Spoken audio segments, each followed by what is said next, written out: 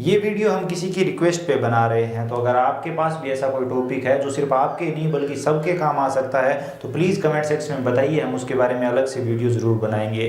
तो चलिए आज के वीडियो में बात करते हैं बेरोज़गारी भत्ते के बारे में। सबसे पहले बात करते हैं कि बेरोज़गारी भत्ते का अगर आप फॉर्म भरना चाहते हो तो बेरोज़गारी भत्ते में क्या क्या डॉक्यूमेंट लगते हैं, या फिर बेरोज़गारी भत्ते का फॉर्म भरने के लिए आपको किन किन डॉक्यूमेंट की ज़रूरत पड़ेगी। सबसे पहले यहाँ पर मैं आपको बता दूँ कि राजस्थान गवर्नमेंट अभी बेरोजगारों को 4,000 रुपये और 4,500 रुपये बेरोजगारी भत्ता दे रही है। लड़कों को 4,000 रुपये और लड़कियों को 4,500 रुपये। इसी के साथ जो विकलांग कैटेगरी के स्टूडेंट है उन्हें 4,500 रुपये बेरोजगारी भत्ता दिया जा रहा है। तो चलिए आज की वीडियो में बात करते हैं कि अगर आपको 4,000 या फिर 4,500 रुपये लेने हैं प्रति माह तो आपको किस तरह से डॉक्यूमेंट तैयार करने होंगे, एज क्राइटेरिया क्या है, फॉर्म आपको कैसे भरना चाहिए, इसके अलावा रोजगार पंजीयन जरूरी है या नहीं। तो चलिए आज की वीडियो में इन सभी के बारे में बात करते हैं। सबसे पहले बात करते हैं डॉक्यूमेंट की। डॉक्यूमेंट की बात करें तो आपके पास आधार कार्ड होना चाहिए। आधार कार्ड में आपके मोबाइल नंबर लगे हुए होने चाहिए। उसके बाद आपके पास पैन कार्ड, राशन कार्ड या फिर वोटर कार्ड, इन तीनों में से एक डॉक्यूमेंट होना चाहिए। इसी के साथ आपके पास भामाशाह कार्ड और जन आधार कार्ड दोनों होने चाहिए। अगर नहीं है तो इन्हें आप बहुत ही आसानी से ऑनलाइन डाउनलोड कर सकते हैं। वैसे अगर आपके पास जन आधार कार्ड है तो काम चल जाएगा, भामाशाह के बिना भी। तो ये डॉक्यूमेंट होने चाहिए। इसी के साथ आपके पास एसबीआई की बैंक डायरी होनी चाहिए, मूल निवास होना चाहिए, और अगर आप SC/ST कैटेगरी के स्टूडेंट हो तो आपके पास जाति प्रमाण पत्र भी होना चाहिए। बाकियों को जाति प्रमाण पत्र की जरूरत नहीं है। अब यहाँ पर एक चीज ये भी ध्यान देने योग्य है कि बैंक अकाउंट सिर्फ SBI का ही चलेगा, तो बाकी बैंक में अगर आपका अकाउंट है तो वो काम नहीं आएगा। आपको SBI में बैंक अकाउंट ओपन करवाना होगा और उसकी बैंक डायरी आप फॉर्म में लगा सकते हैं। इसी के साथ आपके पास 10वीं की मार्कशीट होनी चाहिए। आपके पास ग्रेजुएशन लेवल की फाइनल ईयर की मार्कशीट होनी चाहिए, चाहे आपने BA, BSc, BCom जो भी कर रखा हो उनमें से एक मार्कशीट आपके पास होना चाहिए। अब जो सबसे महत्वपूर्ण है वो है बेरोजगारी भत्ते का ऑफलाइन वाला फॉर्म। वो फॉर्म आपको सही तरीके से भरना है। अगर आपने कहीं भी फालतू एक नाम भी उस फॉर्म में लिख दिया तो भी आपका फॉर्म रिजेक्ट हो सकता है, सेंड बैक आ सकता है, या फिर आपने एक छोटी सी कमी भी छोड़ दी तो भी आपका फॉर्म सेंड बैक आ सकता है, रिजेक्ट हो सकता है। मैंने ऐसे बहुत सारे स्टूडेंटों को देखा है जो ये फॉर्म बड़ी मुश्किल से तैयार करते हैं और एक छोटी कमी की वजह से उनका फॉर्म सेंड बैक आ जाता है, रिजेक्ट भी हो जाता है। कहा जाता है कि आपने ओवर राइटिंग कर दी है या फिर आपने ये डिटेल भरी नहीं, इस तरह से। तो इस फॉर्म को बहुत ही ध्यान से भरना पड़ता है। तो इस पर मैंने कंप्लीट वीडियो बना रखा है कि बेरोजगारी भत्ते का ऑफलाइन फॉर्म आप कैसे भर सकते हो। तो आप ऑनलाइन फॉर्म पर भी मैंने वीडियो बना रखा है, वो हमारे दूसरे चैनल पर है, तो उसका लिंक भी आपको डिस्क्रिप्शन में मिल जाएगा। तो वो देखकर आप ऑनलाइन और ऑफलाइन फॉर्म भर सकते हैं। फॉर्म कैसे भरना है ऑनलाइन वाला उसके बारे में तो आगे बात करेंगे, लेकिन ऑफलाइन फॉर्म आपको बहुत ही ध्यान से तैयार करवाना होता है और उस फॉर्म पर 2 अधिकारियों के हस्ताक्षर होते हैं, वकील की नोटरी होती है। वो फॉर्म आपको तैयार करवाना होता है, तो वो फॉर्म कंप्लीट अपलोड होता है। इसी के साथ आपको एक पासपोर्ट साइज फोटो की भी जरूरत पड़ेगी, ईमेल ID, मोबाइल नंबर और बाकी सभी बेसिक डिटेल है वो तो चाहिए होंगी। इसी के साथ एक SSO ID की भी जरूरत पड़ेगी। SSO ID कैसे बनानी है इस पर भी मैंने ऑलरेडी कंप्लीट वीडियो बना रखा है। आप वीडियो देखकर बहुत ही आसानी से अपने मोबाइल से SSO ID बना सकते हैं, तो आप SSO ID भी बना लीजिए। तो ये सभी डॉक्यूमेंट और ये सभी डिटेल आपको चाहिए होगी अगर आप बेरोजगारी भत्ते का फॉर्म भरना चाहते हैं। अब चलिए बात करते हैं एज क्राइटेरिया की, यानी कि उम्र कितनी होनी चाहिए अगर आपको ये बेरोजगारी भत्ता लेना है। उम्र की बात करें तो आपकी उम्र 21 से लेकर 35 वर्ष के बीच होनी चाहिए।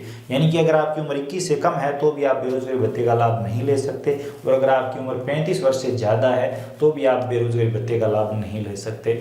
अगर 21 से 35 के बीच है तो आप बेरोजगारी भत्ते का फॉर्म भरिए और आप बहुत ही आसानी से बेरोजगारी भत्ते का लाभ ले सकते हैं, जिसमें आपको 4,000 रुपये प्रति माह मिलेंगे और लड़कियों को 4,500 रुपये प्रति माह यानी हर महीने के।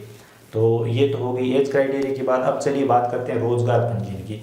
जब आप बेरोजगारी भत्ते का ऑनलाइन फॉर्म भरते हैं तो अगर आपने भरा है तो आपको पता होगा कि पहले एक रजिस्ट्रेशन करना होता है, जो आपके सामने डैशबोर्ड आता है उसे ही रोजगार पंजीयन बोलते हैं। तो अगर आपको वो पहले करवाने की जरूरत है या नहीं, इसको लेकर स्टूडेंट्स के मन में कन्फ्यूजन है।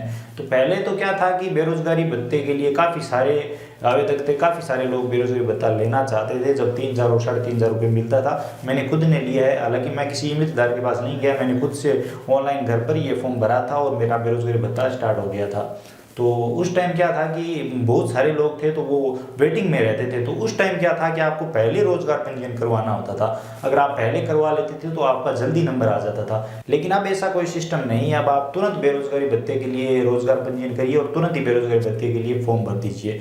वो रोजगार पंजीयन कैसे करना है, कैसे ऑनलाइन कंप्लीट फॉर्म भरना है, इस पर कंप्लीट वीडियो बना हुआ है। वीडियो का लिंक डिस्क्रिप्शन बॉक्स में है, आप हमारे दूसरे चैनल पर जाकर देख सकते हैं, वहाँ पर कंप्लीट वीडियो आपको मिल जाएगा। वो वीडियो देखकर आप आसानी से फॉर्म भर सकते हैं। अब सबसे लास्ट सवाल कि बेरोजगारी भत्ते का फॉर्म भरने का सही तरीका क्या है, यानी कि ऑनलाइन वाला या फिर ऑफलाइन वाला। ऑफलाइन वाला मैं बता चुका हूँ, वीडियो बना हुआ है, आप देख के वो फॉर्म भर लीजिए। आपके फॉर्म में कोई भी गलती नहीं होगी, फॉर्म की वजह से आपका फॉर्म सेंड बैक या रिजेक्ट नहीं होगा अगर आप वो वीडियो देखकर फॉर्म भरते हैं। ऑनलाइन फॉर्म की बात करें तो अगर आपको अच्छी जानकारी है तो आप अपने मोबाइल से तो नहीं भर सकते, कंप्यूटर से भर सकते हो। अगर आपके घर पर लैपटॉप या फिर कंप्यूटर है तो आपको किसी के पास जाने की ज़रूरत नहीं है, आप खुद से अपना फॉर्म भर सकते हैं और बेरोजगारी भत्ता ले सकते हैं। यानी कि किसी आईडी की ज़रूरत नहीं है, आप अपनी एसएसओ आईडी के माध्यम से बहुत ही आसानी से ये फॉर्म भर सकते हैं। और इस पर मैंने कंप्लीट वीडियो बना रखा है, स्टेप बाय स्टेप समझा रखा है, तो आप बेरोजगारी भत्ते के लिए अप्लाई कर सकते हैं। लेकिन ध्यान ये रखें कि अगर आपको जानकारी नहीं है तो आप किसी ईमितदार के पास जाएं, वहाँ पर फॉर्म भरवाएं। फॉर्म भरवाते टाइम भी ये ध्यान रखें कि कहीं ईमितदार अपनी आईडी से फॉर्म ना भर दें, यानी कि ईमितर आईडी से ना भर दें। आपको क्या करना है कि आपको अपनी एसएसओ आईडी पर ये फॉर्म भरवाना है, ताकि अगर फॉर्म सेंड बैक आए, वापस आए, तो आपको पता रहे कि हमारा फॉर्म सेंड बैक आया है और उसमें आप कमी सुधार कर सकें। तो ये आपको ध्यान रखना है। मैंने बेरोजगारी भत्ते के काफ़ी सारे फॉर्म भरे हैं और कई फॉर्म तो मैंने ऐसे देखे हैं जो आज भरे और 2 दिन बाद में अप्रूव हो गए, तो ऐसा भी हुआ है।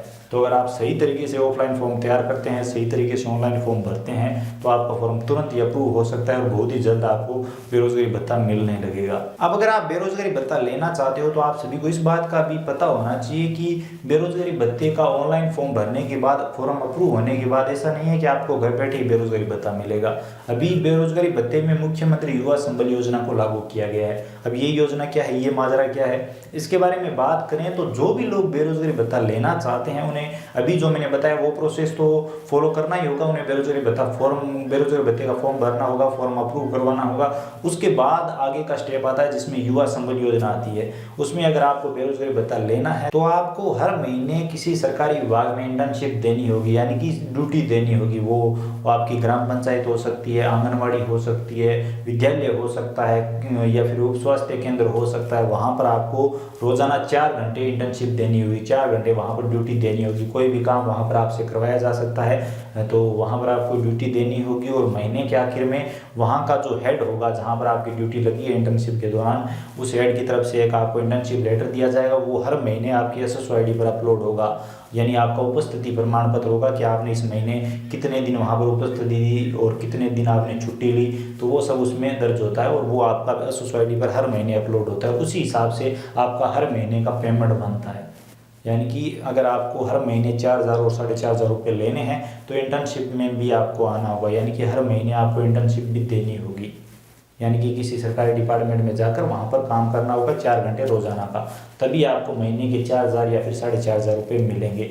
अब ये मुख्यमंत्री युवा संबल योजना लागू करने के बाद काफ़ी लोगों ने बेरोजगारी भत्ता लेने से इनकार कर दिया। काफ़ी लोगों ने बेरोजगारी भत्ते से अपने हाथ पीछे खींच लिए हैं। लेकिन जब 3,000 और 3,500 रुपये मिलते थे तो इंटर्नशिप वाला लफड़ा नहीं था, तो सभी लोग बेरोजगारी भत्ता लेना चाहते थे, क्योंकि कुछ करना था नहीं और घर बैठे ही बेरोजगारी भत्ता मिल जाता था। हर महीने 3,000 या फिर 3,500 रुपये आसानी से अकाउंट में आ जाते थे। लेकिन अब ऐसा नहीं है। अब बेरोजगारी भत्ते की राशि तो बढ़ाई गई है, यानी कि 4 और 4,500 कर दी गई है, लेकिन उसके लिए इंटर्नशिप देनी होती है। तो अब काफ़ी सारे लोग हैं जो बेरोजगारी भत्ता लेना ही नहीं चाहते। तो अगर आप बेरोजगार हो और अगर आप बेरोजगारी भत्ता लेना चाहते हो तो अब आपके पास बहुत ही सुनहरा मौका आप कह सकते हो, क्योंकि अब लोग है ही नहीं बेरोजगारी भत्ते लेने वाले। तो अगर आप फॉर्म भरोगे और अगर आपका फॉर्म सही हुआ तो तुरंत आपका फॉर्म अप्रूव हो जाएगा और बहुत ही जल्द आपको बेरोजगारी भत्ता मिलने लगेगा। यानी कि इसमें अब टाइम नहीं लगता है। जो रोजगार कार्यालय वाले हैं वो तो ढूंढ रहे हैं कि कोई आए और हम उन्हें बेरोजगारी भत्ता दें, क्योंकि लोग है ही नहीं। जितना बेरोजगारी भत्ते का बजट है वो जा ही नहीं रहे, लोग आ ही नहीं रहे हैं बेरोजगारी भत्ता लेने के लिए इंटर्नशिप लागू करने के बाद। यानी कि काम ये जो 4 घंटे की ड्यूटी है वो कोई देना नहीं चाहता। अगर आप दे सकते हो और अगर आप फॉर्म भरना चाहते हो तो मैंने आपको बता दिया है कि ये सारा प्रोसेस होता है। अब इंटर्नशिप में आपको एक डॉक्यूमेंट की जरूरत पड़ती है। अगर आपके पास RCIT है तो चल जाएगा, या फिर आपने ITI BEd वगैरह कोई कोर्स कर रखा है तो RCIT की भी जरूरत नहीं है। तो इस डॉक्यूमेंट की भी आपको जरूरत पड़ती है, यानी कि RCIT या फिर BEd ITI और भी बहुत सारे कोर्स हैं, उनमें वो कोर्स आपको चाहिए होगा। 3 महीने का अगर आपने कोई भी कोर्स कर रखा है तो वो वहाँ पर चल जाता है और आप इंटर्नशिप के लिए किसी भी सरकारी डिपार्टमेंट में ज्वाइन कर सकते हो। अब एक और यहाँ पर कंफ्यूजन है कि आखिर हमें ये इंटर्नशिप कब तक देनी होगी। तो जब तक आपको बेरोजगारी भत्ता लेना है तब तक इंटर्नशिप देनी होगी, या फिर जब तक आपको बेरोजगारी भत्ता मिल रहा है आपको इंटर्नशिप देनी होगी। तो आप ऐसे समझ सकते हैं। तो आज की वीडियो में बस इतना ही। उम्मीद करता हूँ आपको जानकारी इन्फॉर्मेटिव लगी होगी, कुछ नया सीखने को मिला होगा। अगर वीडियो अच्छा लगा है तो प्लीज़ लाइक करिए, अपने दोस्तों के साथ शेयर करिए ताकि उन्हें भी इस जानकारी के बारे में पता चल सके। इसी के साथ अगर आप चैनल पर नए हो तो सब्सक्राइब कर लीजिए, बेल आइकन प्रेस कर लीजिए, बिल्कुल फ्री है, आपका एक भी पैसा नहीं लग रहा है।